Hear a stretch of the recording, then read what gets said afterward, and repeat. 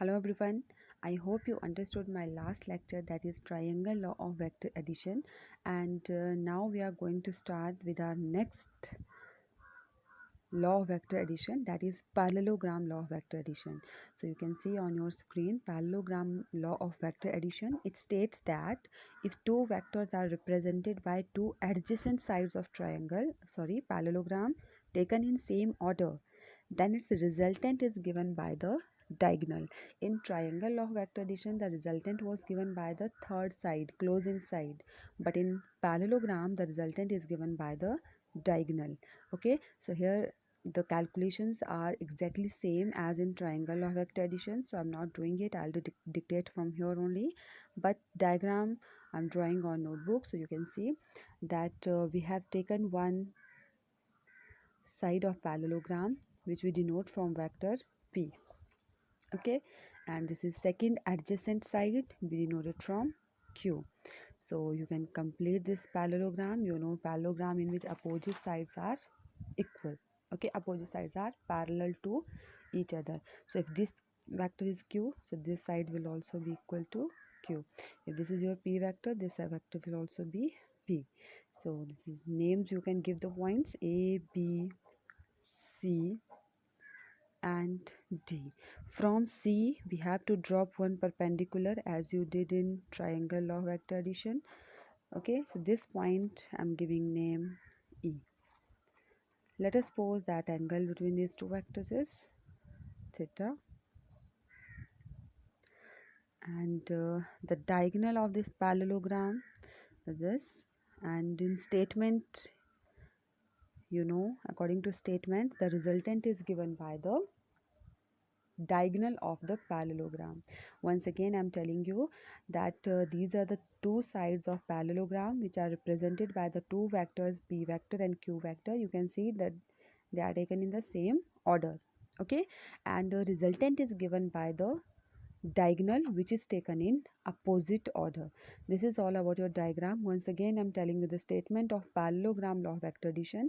It states that if two vectors are represented by two adjacent sides of the parallelogram taken in same order, then resultant is given by the diagonal but taken in opposite order.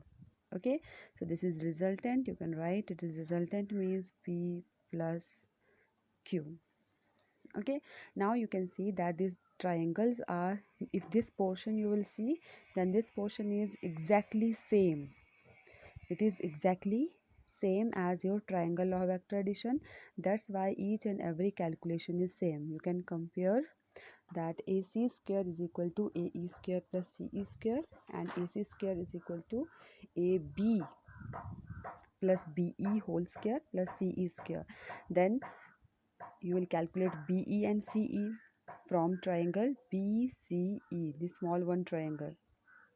Okay, and by putting all values you are getting the same resultant, that is under root p square plus q square 2pq cos theta.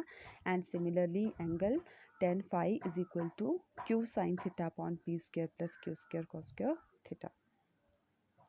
Okay, so these all calculations are same as in your triangle law of vector addition. Then special cases are there. If theta equal to 0, then what will happen? If theta is equal to 0, then cos of 0 equal to 1, and you will get r is equal to p plus q. If theta is 90 degree, then sin 90 is 1 but cos 90 is 0. If theta is 180 degree, then sin 180 is 0 but cos 180 is minus 1. So resultant will be p minus q. So this is all about your parallelogram law of vector addition. Next is your polygon law of vector addition. Dear students, polygon law of vector addition, I'll show you diagram. Polygon law of vector addition. So you can see its statement on your screen, that it states that number of vectors can be represented by the sides of the polygon taken in same order, then their resultant is given by the closing side. You can correct it, given by the closing side taken in opposite order. So you can see that first time we have taken three sides means triangle, second time we have taken four sides and parallelogram, okay, means quadrilateral, and now third time we are taking one polygon. Polygon means which have many sides, okay. So for its diagram you can see on notebook that we have taken vectors like p vector, q vector, r vector, s vector and t vector. 1 2 3 4 5, we have taken five vectors, and these vectors are represented by the five sides of the polygon, and name we have given to those points o, a, b, c, d, e, o.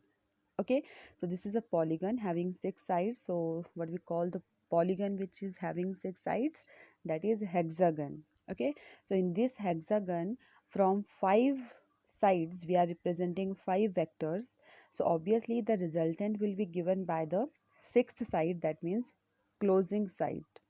Okay, so now what I'm doing, I will join o with b, o with c, o with D.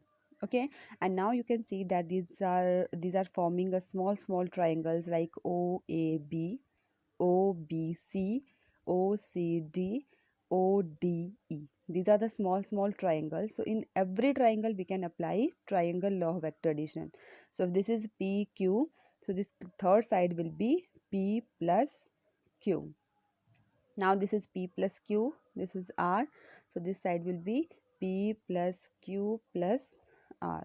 Now this side is P plus Q plus R, this is S, so third side will be P plus Q plus R plus S, and obviously the third side, uh, the last closing side will be R is equal to P plus Q plus R plus S plus T.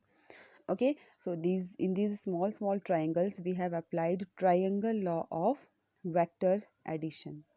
I hope this diagram is clear to you all. So let us see now its proof.